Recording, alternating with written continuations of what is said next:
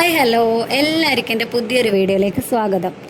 അപ്പോൾ ഇന്നലെ ഏട്ടൻ പറഞ്ഞിട്ടുണ്ടായിരുന്നു എനിക്ക് നാളെ പണിയൊന്നുമില്ല, നമുക്കിന്ന് നാളെ രാവിലെ തന്നെ ഒന്ന് അമ്പലത്തിൽ പോകാമെന്ന്. അങ്ങനെ ഞാനിത് ഇവളെ മാറ്റി ആദ്യം തന്നെ ഒരു ഭാഗത്തേക്ക് ആക്കിയിട്ടുണ്ട്. കാരണം ഇവളെ മാറ്റി ഒരു ഭാഗത്തേക്ക് ആക്കിയാൽ തന്നെ എൻ്റെ പകുതി പണി കഴിഞ്ഞ പോലെയാണ്. അങ്ങനെ അതൊക്കെ കഴിഞ്ഞ് ഞാനും കുളിച്ച് മാറ്റി ഒന്ന് അമ്പലത്തിലേക്ക് പോകാമെന്ന് വിചാരിച്ച്. ഞങ്ങൾ എവിടെ നിന്നൊക്കെ പറയും നമ്മൾ വേറെ ഏതെങ്കിലും അമ്പലത്തിൽ പോകുന്നുണ്ടെങ്കിൽ ആദ്യം നമ്മളെ കുടുംബക്ഷേത്രം അല്ലെങ്കിൽ അടുത്തുള്ള ഏതെങ്കിലും അമ്പലത്തിൽ പോയൊന്ന് തൊഴണമെന്ന്. അങ്ങനെ ഞാൻ എൻ്റെ കുടുംബക്ഷേത്രത്തിലാണ് വന്ന് തൊഴുന്നത്. ഇത് ശ്രീ അറക്കൽ കടപ്പുറത്ത് ഭഗവതി ക്ഷേത്രമാണ്. പിന്നെ ഇവിടെ വന്നപ്പോൾ ഞാൻ അരയാൽ പ്രദക്ഷിണം ചെയ്യണമെന്ന് വിചാരിച്ചിട്ടുണ്ടായിരുന്നു. പക്ഷേങ്കിൽ 9 മണി കഴിഞ്ഞതുകൊണ്ട് അവിടെ എഴുതി വെച്ചിട്ടുണ്ടായിരുന്നു 9 മണിക്ക് ശേഷം അരയാൽ പ്രദക്ഷിണം പാടില്ല എന്ന്. അതുകൊണ്ട് അത് ചെയ്തില്ല. പിന്നെ നേരെ അടുത്ത അമ്പലത്തിലേക്ക് വന്ന് ഇവിടെ ചെറിയൊരു വഴിപാടുണ്ടായിരുന്നു. അങ്ങനെ അതൊന്ന് നടത്തി തേങ്ങ ഉടക്കലായിരുന്നു. അങ്ങനെ തേങ്ങയൊക്കെ ഉടച്ച് ഞങ്ങളോട് പെട്ടെന്ന് തൊഴുത് വരാൻ പറഞ്ഞ്. കാര്യം എന്താണെന്ന് വെച്ചാൽ നടയടക്കേണ്ട സമയമായിട്ടുണ്ടായിരുന്നു. അപ്പോൾ ഞങ്ങൾ വരാൻ കുറച്ച് ലേറ്റ് ആയതുകൊണ്ട് കുറച്ച് സമയം കാത്തു നിന്നതാണ്. ഒരു 2 മിനിറ്റ് നട തുറന്നിടാമെന്ന് പറഞ്ഞ് അങ്ങനെയാണ് ഞങ്ങൾ പെട്ടെന്ന് തന്നെ തൊഴുതത്.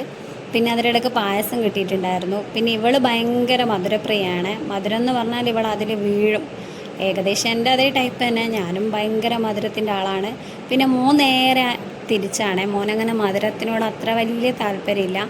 മധുരം കഴിക്കുമെങ്കിലും അങ്ങനെ ഞങ്ങളെ രണ്ടുപേരെ പോലെ ഓവറായിട്ട് കഴിക്കില്ല.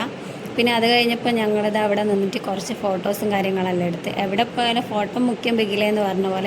പിന്നെ അത് കഴിഞ്ഞപ്പോൾ നേരെ ഇതാ ഹോട്ടലിൽ വന്ന് ചായ കുടിക്കാമെന്ന് വിചാരിച്ചു. ഇനി വീട്ടിൽ പോയി ചായ ഒന്നും ആക്കാനുള്ള സമയമില്ലാത്തതുകൊണ്ട് ഇത് കഴിഞ്ഞിട്ട് വേണം വേറൊരു സ്ഥലത്ത് പോകാൻ.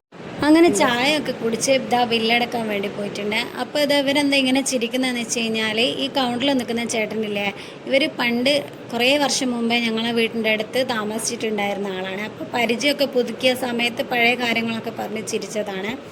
പിന്നെ ഞങ്ങൾ നേരെ അടുത്ത സ്പോട്ടിലെത്തി. ഇത് മോളെ കാണിക്കുന്ന ഒരു ചെറിയൊരു ആയുർവേദ ക്ലിനിക്കാണ്. അവിടെ ചെറിയൊരു ഉദ്ഘാടനം ഉണ്ടായിരുന്നു. അപ്പോൾ അതിൻ്റെ ലഡുവാണ് ഇത്. ഇവർ 2 റൂം എക്സ്ട്രാ എടുത്ത്, അതായത് ഇവിടെ റിനോവേറ്റ് ചെയ്തിട്ടുണ്ടായിരുന്നു.